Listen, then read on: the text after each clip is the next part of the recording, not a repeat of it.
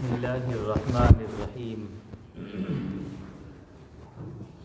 نحمده ونصلی علی رسولہ الکریم اما بعد اعوذ باللہ من الشیطان الرجیم بسم اللہ الرحمن الرحیم وما ارسلناک الا رحمتا للعالمین صدق اللہ العظیم۔ اللہ رب العزت کا احسان اور کرم ہے کہ اللہ تعالیٰ نے ہمیں ایمان کی دولت عطا فرمائی۔ کئی ہفتوں سے اللہ کے نبی صلی اللہ علیہ وسلم کی سیرت کا بیان چل رہا ہے۔ گزشتہ ہفتے بیان ہوا تھا کہ آپ صلی اللہ علیہ وسلم نے مکۃ المکرمہ سے مدینہ المنورہ کا سفر کیا۔ اسی سفر کو سفر ہجرت کہا جاتا ہے، اور مدینہ منورہ پہنچنے کے بعد پہلے 14 دن قباء میں قیام فرمایا، اور اس کے بعد آپ صلی اللہ علیہ وسلم مدینہ طیبہ تشریف لے گئے۔ مدینے والوں نے آپ صلی اللہ علیہ وسلم کا خوب شاندار استقبال کیا۔ آپ صلی اللہ علیہ وسلم، آپ کی اونٹنی حضرت ابو ایوب انصاری رضی اللہ عنہ کے مکان کے سامنے ٹھہری، اس لیے آپ حضرت ابو ایوب انصاری رضی اللہ عنہ کے مہمان ہوئے، اور آپ نے حضرت ابو ایوب کے یہاں قیام فرمایا۔ پھر اللہ کے نبی صلی اللہ علیہ وسلم نے مسجد نبوی کی تعمیر فرمائی۔ اس تعمیر میں آپ صلی اللہ علیہ وسلم بنفس نفیس بذات خود صحابہ کرام کے ساتھ شریک رہے، اور جب مسجد نبوی تعمیر ہو گئی اس کے قریب حجرے بھی تعمیر ہو گئے۔ پھر آپ صلی اللہ علیہ وسلم اپنے حجروں میں تشریف لے گئے۔ پھر آپ حضرت ابو ایوب انصاری رضی اللہ عنہ کے یہاں سے اپنے مکان میں تشریف لے گئے۔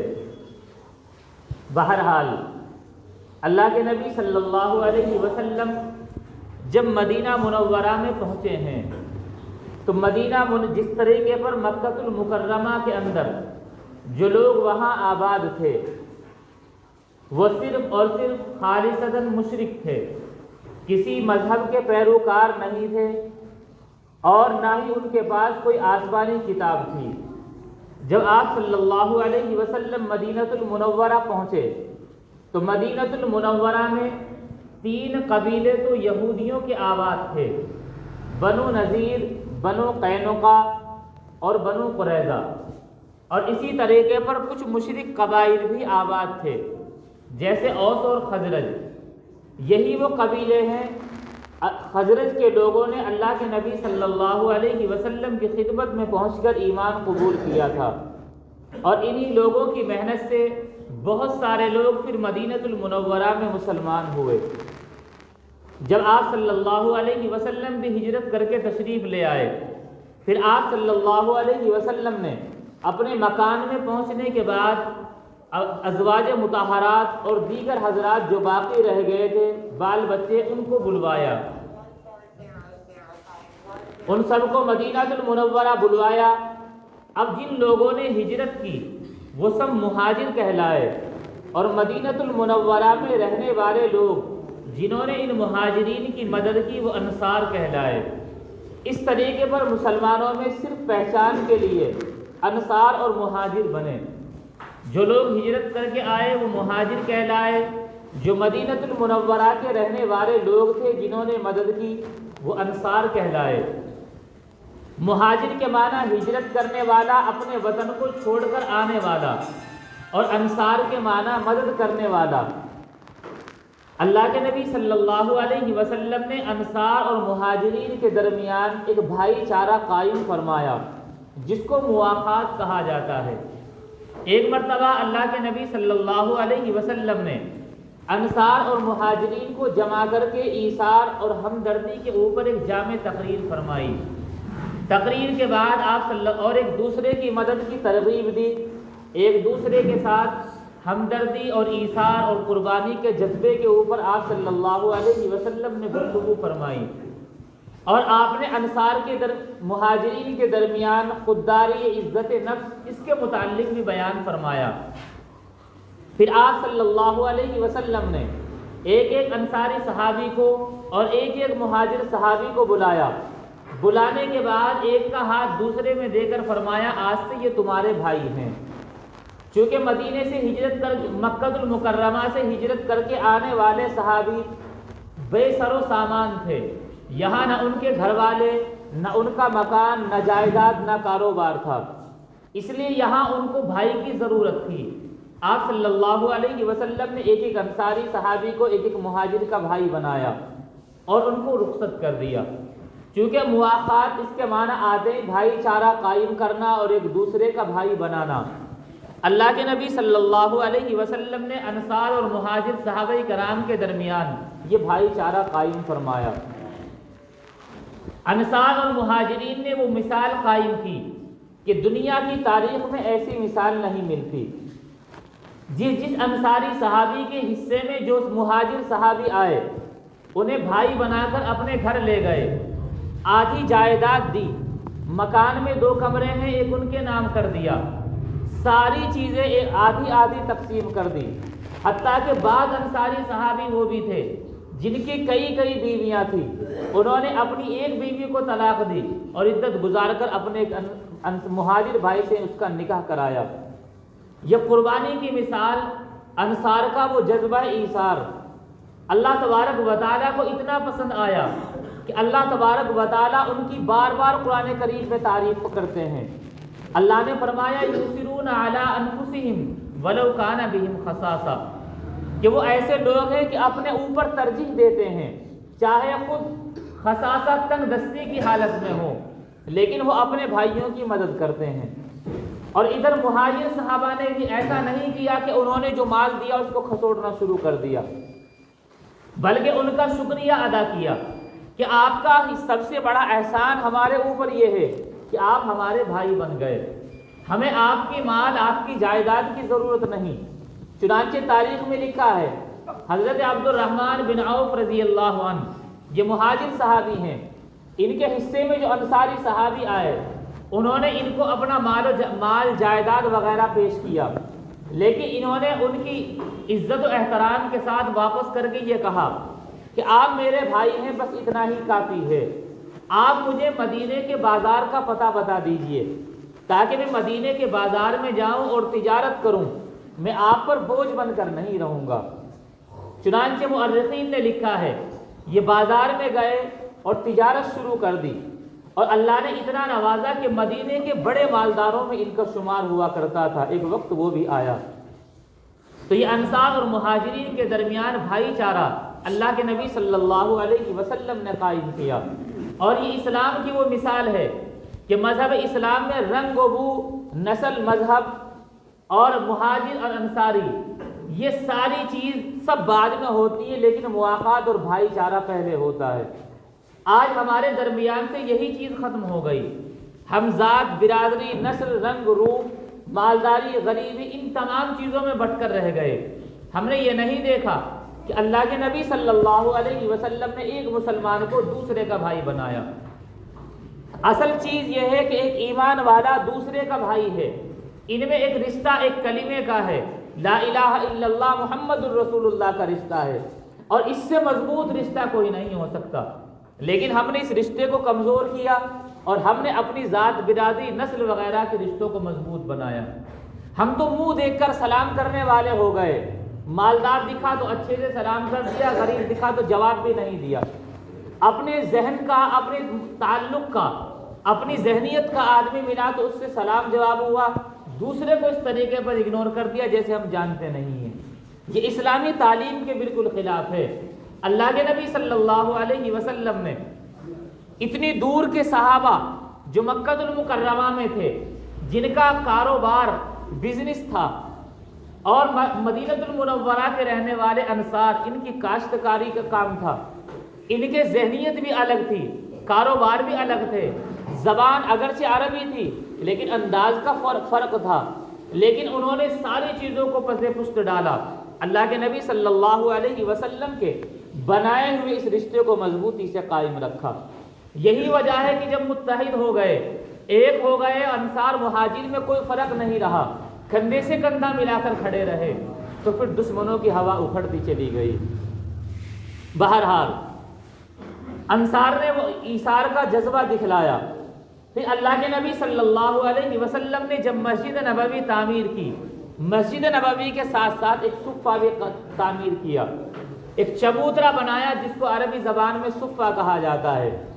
اس صفے پر، اس چبوترے پر رہنے والے کچھ صحابہ کرام وہ تھے کہ جن کا نہ گھر تھا نہ ان کا کوئی کاروبار تھا، صرف اور صرف رات دن ان کا یہ کام تھا کہ وہ اللہ کے نبی صلی اللہ علیہ وسلم کے اوپر نازل ہونے والی وحی کو سنتے تھے، آپ کیا حکم بتلا رہے ہیں اس کو عمل میں لاتے تھے، رات دن علم حاصل کرنا اور اللہ کے نبی صلی اللہ علیہ وسلم کی صحبت سے فیض حاصل کرنا تھا۔ ان کے کھانے پینے کی ذمہ داری خود اللہ کے نبی صلی اللہ علیہ وسلم کے ذمہ تھی، کہیں سے کچھ آ گیا انہوں نے کھا لیا، آپ صلی اللہ علیہ وسلم کے پاس انتظام ہوا آپ نے دے دیا، ورنہ رات دن یہ پڑھنے پڑھانے میں مشغول رہتے تھے۔ پھر یہی لوگ معلم بنے، جب کہیں کسی جگہ کسی معلم کو، کسی مقرر کو، کسی قاری کو بھیجنا ہوتا تو اللہ کے نبی صلی اللہ علیہ وسلم انہی اصحاب صفہ میں سے بھیجتے تھے۔ جب بیت المال کا نظام قائم ہوا پھر ان کے وظیفے باندھے گئے، ان کو وظیفہ دیا جانے لگا۔ ان میں سے جس کی مالی حالت بہتر ہونے لگتی وہ اپنا مکان بناتا اور اپنی شادی کر کے اپنا گھر بار آباد کر لیا کرتا تھا۔ اس صفے پر، اس چبوترے پر رہنے والے صحابہ کرام ہی اصحاب صفہ کہلاتے ہیں۔ ان کی تعداد وقت کے اعتبار سے گھٹتی بڑھتی رہی ہے، ایک وقت میں 70 اور 72 تعداد بھی ان کی رہی ہے۔ روایت سب سے زیادہ احادیث بیان کرنے والے، احادیث کو روایت کرنے والے حضرت ابو ہریرہ رضی اللہ عنہ، وہ صحابی بھی اصحاب صفہ میں سے تھے۔ بہرحال اللہ کے نبی صلی اللہ علیہ وسلم اور آپ کے صحابہ ایک آپس میں بھائی چارے کے ساتھ، پیار محبت کے ساتھ مدینہ منورہ کے اندر رہ رہے ہیں۔ اب اسلامی احکام پر عمل کرنا آسان ہو گیا، نماز جو فرض ہوئی تھی اب اس کو ادا کرنا آسان ہو گیا، وقت پر ادا کی جانے لگی، لیکن کچھ مشکلات یہ سامنے آئی۔ چونکہ مدینہ المنورہ میں رہنے والے صحابہ کرام وہ کھیتی کرنے والے تھے، ان کے کھجوروں کے باغات تھے، اب وہ اپنی کھیتی باڑی میں مشغول رہتے تھے، نماز کا وقت ہوتا، جماعت ہوتی تو کچھ صحابہ کرام جماعت سے رہ بھی جاتے تھے۔ اب اللہ کے نبی صلی اللہ علیہ وسلم نے مشورہ کیا کہ ایسا کوئی نظام بنایا جائے کہ جس کی وجہ سے ایک متعینہ وقت پر سبھی لوگ جمع ہو جائیں اور پھر جماعت کے ساتھ سب نماز ادا کریں۔ کیونکہ آج کے اعتبار سے گھڑی وغیرہ کا وہ نظم نہیں تھا، اس لیے مختلف رائے پیش ہوئی۔ کسی نے کہا کہ ناقوس بجا دیا جائے، اس کی آواز کافی دور تک جائے گی، سب سن کر آ جایا کریں گے۔ کسی نے کہا آگ جلا دی جائے، اس آگ کی سے دھواں اٹھے گا اور اس سے ایک اندازہ ہو جائے گا تو اپنے کاروبار چھوڑ کر سب اس جگہ آ جایا کریں گے، نماز پڑھی جایا کرے گی۔ کسی نے کہا کہ دف بجایا جائے، ڈھول بجائی جائے۔ مختلف رائے پیش ہوتی رہی، لیکن اللہ کے نبی صلی اللہ علیہ وسلم نے کسی رائے کو پسند نہیں کیا۔ وجہ یہ تھی کہ یہ تمام عمل دوسرے مذہبوں میں ہوا کرتے تھے۔ آگ مجوسی جلایا کرتے ہیں اپنی عبادت کے وقت، ناقوس دوسرے مذہب کے بجایا کرتے ہیں، یہ تمام چیزیں دوسرے مذہب کے بجایا کرتے تھے۔ اللہ نے مذہب اسلام کو وہ پہچان دی کہ مذہب اسلام کی کوئی چیز دوسرے مذہب والوں کے مشابہ نہیں ہے۔ حتیٰ کہ آپ جب ہجرت کر کے مدینہ منورہ تشریف لائے تھے، یہاں کے رہنے والے یہودی روزہ رکھا کرتے تھے 10 محرم الحرام کا، اور مسلمان بھی اس دن کا روزہ رکھا کرتے تھے۔ آپ نے عبادت میں بھی فرق کیا اور آپ نے یہ تمنا ظاہر کی کہ اگر میں آئندہ سال زندہ رہا تو اس کے ساتھ ایک روزہ اور ملا کر رکھوں گا، تاکہ مذہب اسلام اور مسلمانوں کی دوسرے لوگوں کے ساتھ مشابہت نہ رہے، نہ عبادت میں رہے نہ اور امور میں رہے۔ اور آج ہم وہی تمام کام کرتے ہیں جو غیر کرتے ہیں۔ غیر کے گھر میں جیسا کپڑا بنے گا وہ سلائی اس کے یہاں بعد میں ہوگی، ہمارے گھر پہلے آ جائے گا۔ غیر کے گھر جو رسومات ہوں گی، مسلمان اس کی پرواہ نہیں کرتا کہ اللہ اور اس کے رسول کو یہ بری لگتی ہے یا بھلی لگتی ہے، اس رسم کو پہلے کرے گا۔ نعوذ باللہ ثم نعوذ باللہ، اس رسم کو ادا کرتے کرتے ایسے بے حس ہم ہو جاتے ہیں، نعوذ باللہ اس کو سنت کہنے لگتے ہیں۔ ایسی توبہ توبہ خود اپنے کانوں سے سنا ہے، ایسی رسم جو خالصتاً غیروں کی، اس کو سنت کہتے ہوئے زبان نہیں لڑکھڑاتی۔ اگر آپ اس کام کو کر ہی رہے تھے، غلط سمجھ کر رہے تو صرف گناہ تھا، لیکن آپ اس کو سنت بتا رہے ہیں، یہ دین میں آپ خرد برد کر رہے ہیں، دین میں بڑھوتری کر رہے ہیں، اس کا بڑا گناہ ہوتا ہے۔ یہاں تک کہ کبھی کبھی انسان اس طرح کے عمل دخل سے ایمان سے ہاتھ دھو بیٹھتا ہے۔ بہرحال اللہ کے نبی صلی اللہ علیہ وسلم نے ان رائےوں کو پسند نہیں کیا کہ نہیں کوئی اور رائے پیش کی جائے گی کہ جس کی بنا پر مسلمان ایک الگ شان کے ساتھ عبادت کے لیے جمع ہوں گے۔ بہرحال اب تک کسی رائے پر اتفاق نہیں ہوا، صحابہ کرام اپنے گھر چلے گئے۔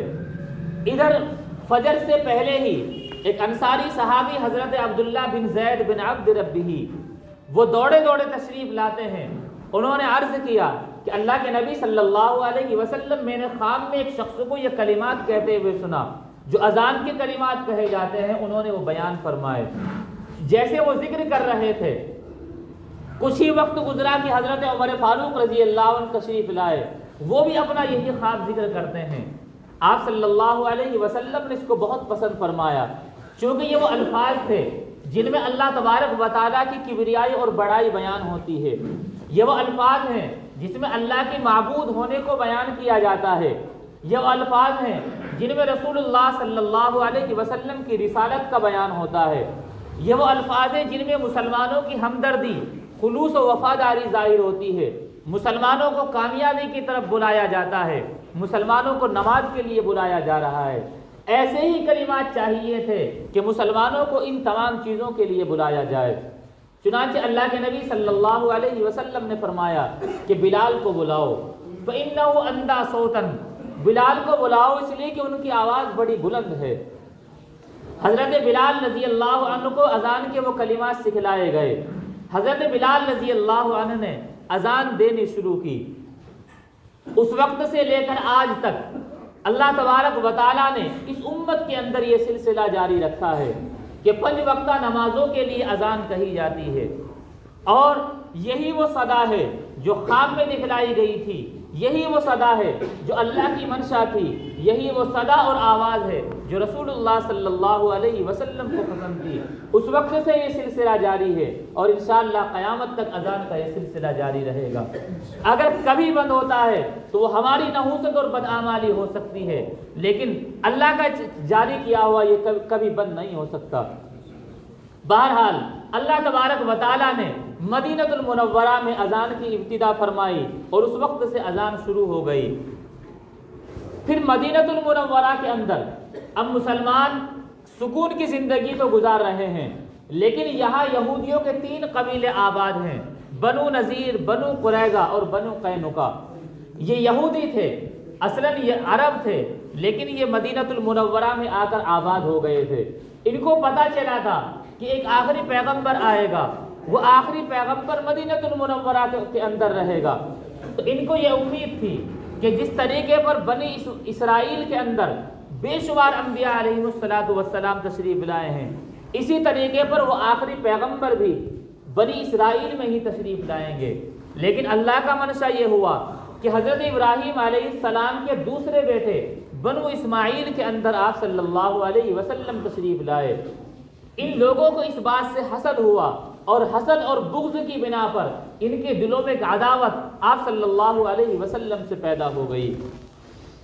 بہرحال ان سے خطرہ محسوس ہوتا تھا، تو اللہ کے نبی صلی اللہ علیہ وسلم نے ان سے ایک سمجھوتا کیا، آپس میں ایک صلح نامہ لکھا گیا، چند باتیں لکھی گئی کہ ان پر عمل کیا جائے گا، اور صرف اس لیے صلح کی گئی تاکہ یہاں پر مسلمان سکون اور عافیت کے ساتھ اللہ کی عبادت کر سکیں، ورنہ جیسا ماحول وہاں کافروں نے اور مشرکوں نے کر رکھا تھا، یہاں پر یہ یہودی رکھیں گے تو مسلمان پریشان ہو جائیں گے۔ صلح کی چند شرطیں یہ تھی۔ پہلی شرط یہ تھی کہ اگر ایک دوسرے کو کوئی قتل کرتا ہے تو اس کا جو فدیہ پہلے سے چلا ہوا آ رہا ہے وہی فدیہ دیا جائے گا۔ اسی طریقے پر یہودی ہو یا مسلمان ہو، ہر ایک کو اپنے مذہب پر عمل کرنے کا پورا اختیار ہوگا، کوئی دوسرے کے مذہب میں دخل اندازی نہیں کرے گا۔ تیسری شرط یہ تھی کہ یہود اور مسلمان آپس میں دوستانہ تعلق رکھیں گے، ایک دوسرے سے لڑائی نہیں کریں گے۔ چوتھی شرط یہ تھی کہ اگر کوئی مسلمانوں پر حملہ کرتا ہے تو یہودی مسلمانوں کی مدد کریں گے، اور اگر کوئی یہودیوں پر حملہ کرتا ہے تو مسلمان ان یہودیوں کی مدد کریں گے۔ پانچویں شرط یہ تھی کہ قریش ان کو نہ تو مسلمان امان دیں گے نہ یہودی امان دیں گے۔ اس طریقے پر یہ چند شرطیں لکھی گئی جن میں یہودیوں نے بھی اپنے دستخط کیے اور اللہ کے نبی صلی اللہ علیہ وسلم کے بھی اس میں دستخط ہوئے، تاکہ ان شرطوں کے مطابق عمل کر کے مسلمان یہودیوں کے شر سے محفوظ رہ سکیں۔ اللہ کے نبی صلی اللہ علیہ وسلم نے یہ ایک عہد نامہ اور ایک صلح نامہ جاری فرمایا تھا۔ اللہ تبارک و تعالی ہم سب کو اپنے نبی کی سیرت پر اور سنت پر عمل کرنے کی توفیق عطا فرمائے۔ وآخر دعوانا ان الحمد للہ رب العالمین۔